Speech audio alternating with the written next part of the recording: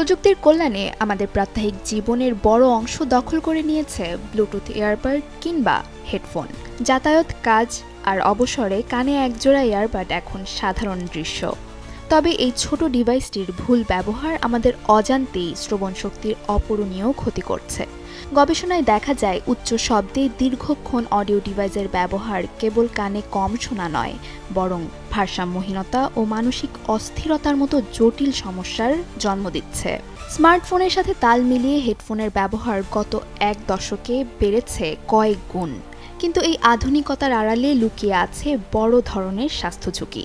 Earbud মূলত কানের পর্দার খুব কাছাকাছি অবস্থান করে শব্দ তরঙ্গ সরাসরি ভেতরে পাঠায়।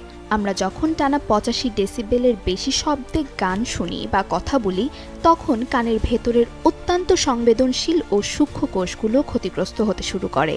এর সবচেয়ে ভয়াবহ দিক হলো এই ক্ষতি একদিনে বোঝা যায় না, ধীরে ধীরে শ্রবণ শক্তি স্থায়ীভাবে কমে যেতে থাকে। সমস্যাটি কেবল শ্রবণ শক্তি হ্রাসের মধ্যেই সীমাবদ্ধ নয়।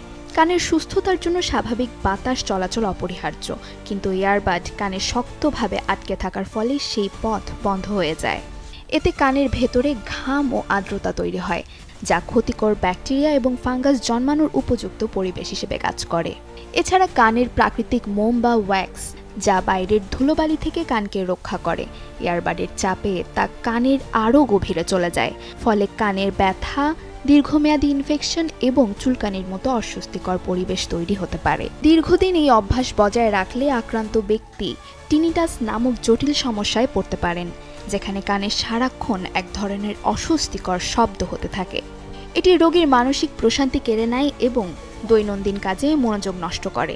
এমনকি শরীরের ভারসাম্য রক্ষাকারী কানের ভেতরের অংশটি অতিরিক্ত প্রেসারের কারণে ক্ষতিগ্রস্ত হতে পারে, যার ফলে মাথা ঘোরা বা ভার্টিগোর মতো সমস্যা দেখা দেয়।